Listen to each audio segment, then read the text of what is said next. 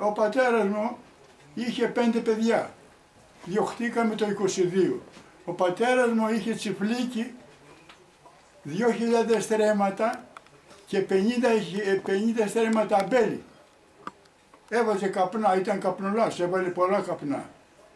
Διωχτήκαμε το 22 με μια μεγάλη φαμιλιά, διωχτήκαμε, μετά βάλαν φωτιά οι Τούρκοι. Βάλαν φωτιά τη Σμύρνη, βάλαν φωτιά. Μετά πήγαμε στη Μυτιλήνη, εκεί ασχολήθηκε ο πατέρας μου με τα καπνά, πολλά καπνά έβαλε, 30 γυναίκες και δουλεύαν εκεί. Αυτά είναι. Εγώ με το μεταξύ μεγάλωσα, πήγα στο Αβέρο ως ναύτης, υπηρέτησε 2 χρόνια. Αυτή είναι η ιστορία μας. Είχαμε και μια ψυχοκόρη μαζί μας από τη Σμύρνη, ήθελε να πει με τον πατέρα μου μαζί να έρθει στο διωχμό.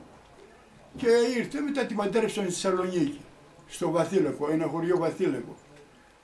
Αυτά είναι. Ήρθα εδώ, αλλά τα βρήκα μπαστούνια τα πράγματα, ανάποδα τα πράγματα, δεν βοηθάγαν και πολύ. Εν τω μεταξύ πουλάγανε 2 Αυστραλοί το dry cleaner, με έναν άλλον Ρουσέτος λέγονταν, Αλέκος Ρουσέτος, το πήραμε το dry cleaner και μάθαμε dry cleaning αντί για περιβολάρες. Αυτά. Ύστερα από εκεί πήρα την οικογένεια και πήγαμε στην Ελλάδα για να μείνουμε για καλά, 11 μήνες. Αλλά δεν τα βρήκαμε καλά, το 62 πήγαμε. Εδώ στην Αυστραλία εγώ ήρθα το 1952. Ήρθα. Οι πρώτοι που ήμασταν τότε. Η Μαρίτσα, η αδερφή μου, την παντρέψαμε στο Κορυδαλό. Πήρε έναν Μικρασιάτη. Έχει κάνει 4 παιδιά. Μεγάλωσαν τότε τα παιδιά τώρα. Αυτή πέθανε. Εδώ, μετά πουλήσαμε τις business αυτές από το Μπελοέλα. Το Μπελοέλα ήταν πολύ ροδίτης. Πήγαμε για 11 μήνες στην Ελλάδα, δεν τα βρήκαμε καλά, γυρίσαμε πίσω στο Γλάστον. Στο Γλάστον, εκεί κάναμε λόντρι και τετραετία με το γιο μου. Μετά ήρθα σε σύνταξη, τα έδωσα του γιου του Ντραϊπλίνου. Αλλά ήταν πολύ ωραία εκεί πέρα, το Γλάστον, ήταν πολύ. Μεγαλώσαν τα παιδιά μου εκεί και ο γιος, ο οποίος γεννήθηκε στη Μικρασία, όχι στη Μικρασία, συγγνώμη, στην Ελλάδα γεννήθηκε. Και τώρα είναι εδώ κι αυτός, είναι μεγάλος. Αυτά είναι τα ιστορίες μου.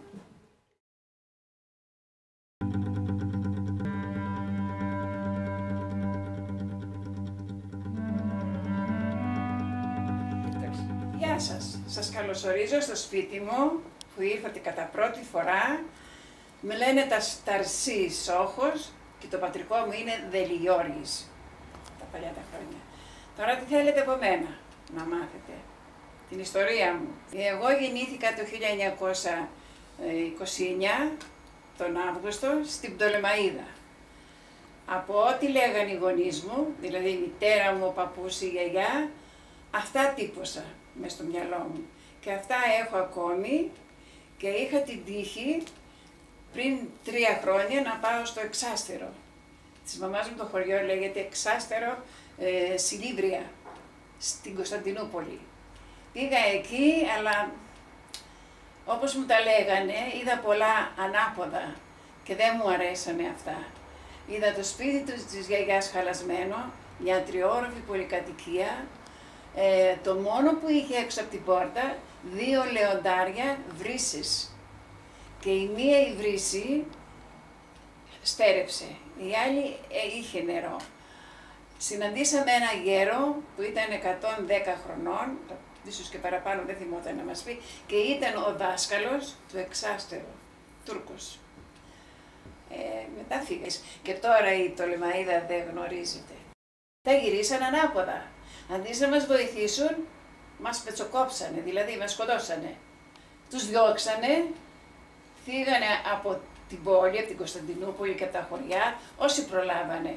Αλλά και πολλοί σκοτωθήκανε και καήκανε. Και τους στείλανε στην Ελλάδα, όπου βρεις να μείνεις. Να θέλεις στη Λάρισα, θέλεις στην Κοζάνη, θέλεις Φλόρινα, όπου. Χιλιάδες κόσμος. Οι δικοί μου οι γονείς πήγανε πρώτα στο Τύρναβο. Είναι ένα χωριό έξω από την Κοζάνη, λέγεται Τύρναβος. Ήταν όλο βλάχοι, αλλά οι βλάχοι δεν θέλανε τους πρόσφυγες. Και τους κυνηγήσανε με τα ξύλα και ορισμένους τους σκοτώσανε κιόλας. Οι μισοί πήγανε στη Φλόρινα, Κοζάνη, γύρω-γύρω στα χωριά, τα μικρά χωριά που ήταν, και οι περισσότεροι μείνανε στην Πτολεμαΐδα μέσα. Εγώ είχα την τύχη να έχω και της μητέρας μου αδερφή να είναι δασκάλα, η οποία αυτή έμεινε μέσα στην Πτολεμαΐδα. Σε τον χρόνο όσο μεγάλωνα εγώ, μεγάλωναν και αυτά που μάθαινα. Και έμαθα πάρα πολλά. Αλλά βλέπετε τώρα, ήρθανε το 22 που ήρθανε με την ανταλλαγή στην Πτολεμαΐδα, δυσκολευτήκανε 3 χρόνια περίπου, μέχρι που να βρουν τα χωράφια, μέχρι που να βρουν τα σπίτια, κοιμόταν στις αχερώνες μέσα, δεν ήξεραν που να πάνε, φοβόντουσαν και πολλοί ήταν που κοιμότανε μαζί με τους Τούρκους, γιατί δεν είχαν φύγει όλοι και μέχρι να το καθαρίσουνε, δεν σου δίνανε το σπίτι, έμεναν και αυτοί μέσα. Και χάνανε και πολλά πράγματα, γιατί όταν είναι ξένος άνθρωπος, τι ξέρεις τι παίρνει και τι δεν παίρνει. Και αυτό ήταν το πιο χειρότερο, που δεν είχαν ούτε ψωμί, ούτε φούρνοι να πάνε να πάρουνε. Ξέρεις πώς τα φέραν τα λεφτά τους?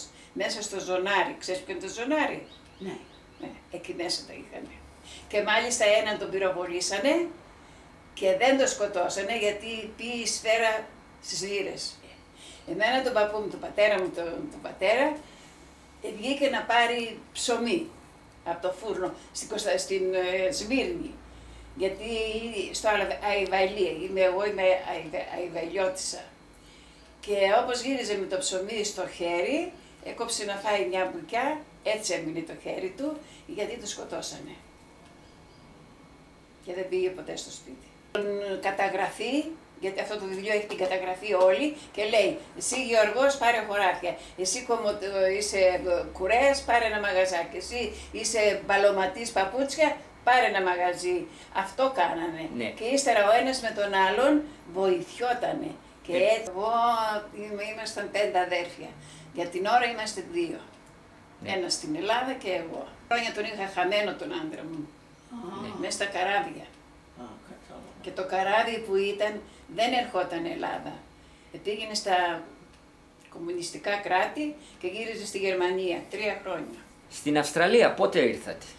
Ήρθατε 69, το 69, 68. Μπράβο, 68-69 με το Πατρίς ήρθατε. Ναι, ναι.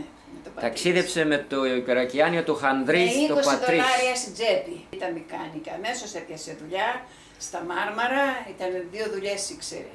Και στα Μάρμαρα και ήταν μηχάνικη. Γιατί κατάγεται από οικογένεια που κάνουν τα γάλματα, τα μαρμάρινα που κάνουν buildings με αυτά όλα, το όνομα είναι Σόχος, είναι ξακουστό αυτό. Ναι. Αν πας στην Ελλάδα θα δεις το άγαλμα, δεν θυμάμαι ποια άγαλμα είναι, και από κάτω γράφει το αντρός μου το όνομα. Να σας πω, όχι, εξωτερικό εμείς δεν είχαμε, εξωτερικό φύγανε οι ντόπιοι.